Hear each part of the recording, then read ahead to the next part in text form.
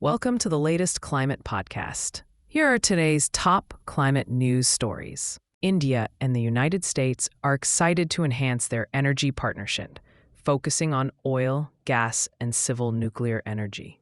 At the Indo-American Chamber of Commerce's Energy Summit, U.S. Embassy Principal Commercial Officer Xiaobing Feng emphasized the shared energy goals of both nations, which are vital for economic growth and innovation. U.S. President Donald Trump and Indian Prime Minister Narendra Modi reaffirmed their commitment to this strong bilateral relationship, highlighting their roles as key players in local energy markets. With a focus on deregulation, the Trump administration aims to boost American leadership in the global energy sector. In Bihar, India, Chief Minister Nitish Kumar has announced an exciting new initiative called the Bihar Industrial Investment Promotion Package 2025. This policy aims to attract investors by offering free land and interest subvention of up to 40 crore rupees, boosting industrial growth and creating approximately 1 crore jobs over the next 5 years. Investors can receive up to 10 acres of free land for significant investments and will benefit from various financial incentives, including tax reimbursements and support for skill development and renewable energy. This initiative is set to empower the youth and strengthen Bihar's economy as elections approach. In Pakistan, Federal Minister for Climate Change Dr. Musadik Malik and Karachi Mayor Murtaza Wahab are actively working to improve the city's environmental challenges. They recently visited the TP3 wastewater treatment plant and KWSC pumping station to review projects focused on treating wastewater for industrial use. During their meeting, they discussed innovative strategies for better wastewater management and plastic waste treatment. Dr. Malik emphasized the need for sustainable solutions to enhance urban resilience and promote a circular economy. He also assured support for Karachi's environmental sustainability through coordinated efforts with the Ministry of Maritime Affairs. India is making strides in green technology, with Prime Minister Narendra Modi launching Maruti Suzuki's first electric vehicle, the e-Vitara, in Hansalpur, Gujarat. This innovative car, designed for global markets, will be exported to over 100 countries, including Japan. Additionally, a new lithium-ion battery manufacturing facility was inaugurated, enhancing production for electric and hybrid vehicles. Suzuki also announced a significant investment of 70,000 crore in India over the next 5 to 6 years to boost production and introduce new models. This marks an exciting chapter for India as it aims to become a leader in sustainable mobility. India is taking a significant step towards renewable energy, with NTPC REL opening bidding for a 300-megawatt solar project in Rajasthan. This exciting initiative will be located near the NTPC Anta natural gas-fired power station in Baran district. The successful bidder will handle land acquisition and oversee the design, engineering, and installation of the solar project, including the necessary power evacuation system. Additionally, they will maintain the solar plant for 3 years after it starts operating. The bidding process will close on August 30th, marking a positive move towards sustainable energy in the country.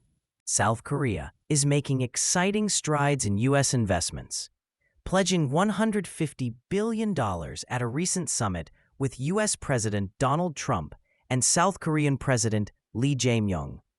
This investment will enhance sectors like artificial intelligence, biotechnology, and nuclear power.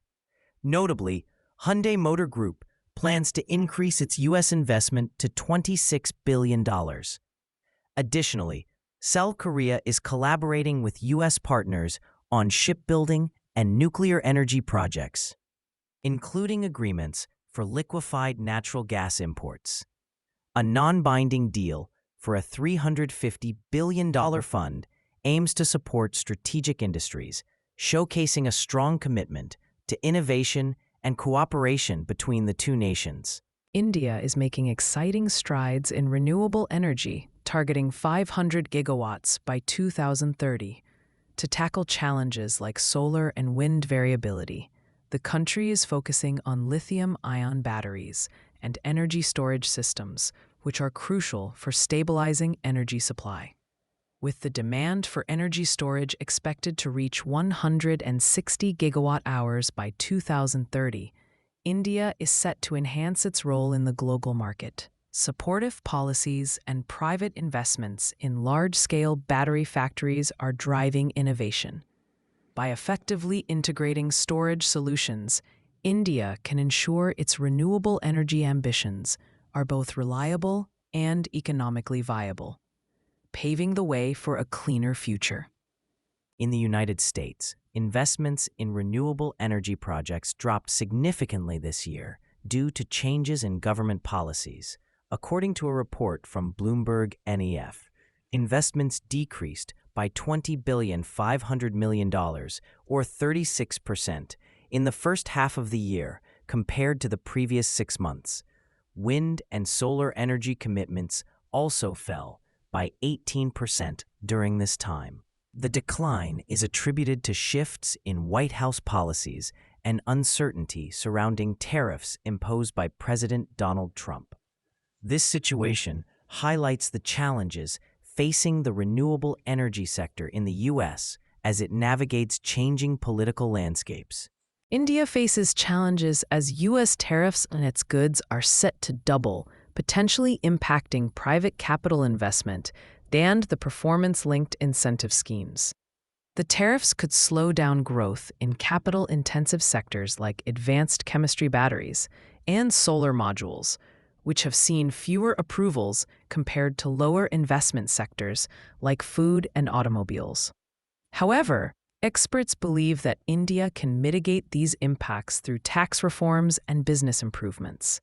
With a growing domestic economy and less reliance on exports compared to other countries, India remains positioned to seize new global opportunities and sustain its growth momentum. Sweden is currently hosting the 35th World Water Week in Stockholm, emphasizing the vital connection between water management and climate change under the theme Water for Climate Action.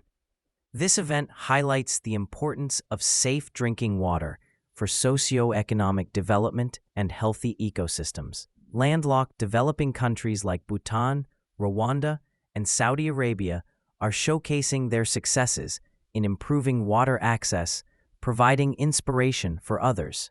Additionally, UN Water is working to address financing gaps in water and sanitation services, aiming to create innovative funding solutions to ensure universal access. This initiative is crucial for enhancing well-being and tackling poverty globally. Neil Pandya, a marketing expert, is transforming the industry with his innovative company, Climate AI, which focuses on climate responsibility. By combining advanced technology with marketing strategies, Climate AI offers tools like cross-media carbon intelligence and agentic AI suite. These features help businesses integrate environmental considerations into their campaigns. The platform is launching across regions, including Asia-Pacific, the Gulf Cooperation Council, Europe, the United Kingdom, and North America, aiming to become the go-to resource for chief marketing officers.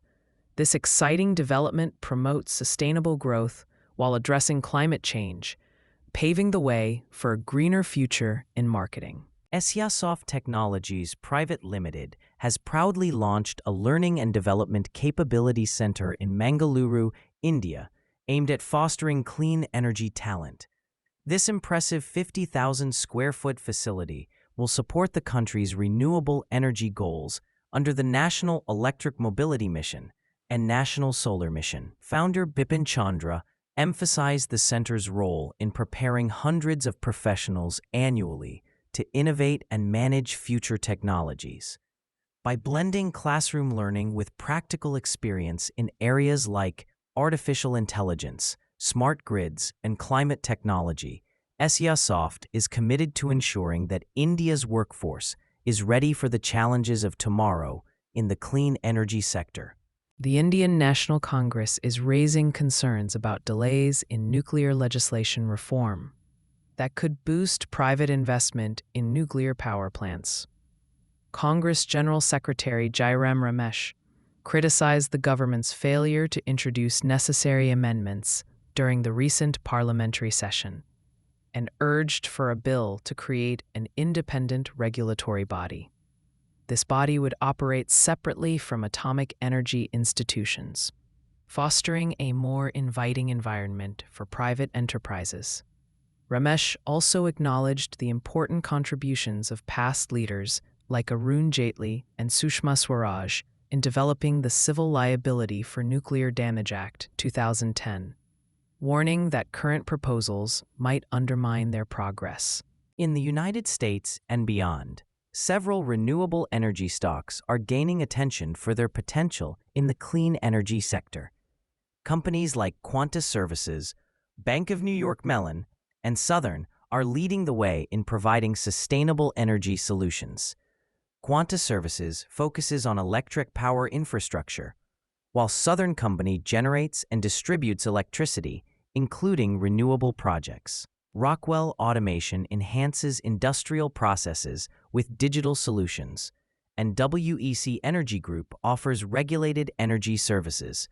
With the world shifting away from fossil fuels, these companies are positioned for growth, making them exciting options for investors interested in renewable energy. The United Kingdom is exploring the exciting potential of space-based solar power, which could revolutionize renewable energy. A study from King's College London suggests that satellites in geostationary orbit could provide up to 80% of Europe's renewable energy needs by 2050. These satellites would capture sunlight continuously and transmit it to Earth, overcoming the limitations of traditional solar power. However, challenges remain, such as the high costs of building and launching the necessary infrastructure. While the concept is promising, it may take until 2050 to become economically viable, making it a fascinating area for future research and development.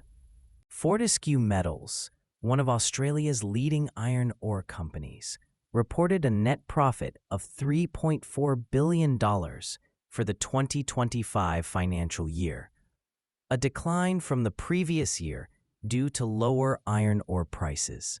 Despite this, the company is committed to investing in renewable energy, particularly green iron, which can significantly reduce emissions in steelmaking.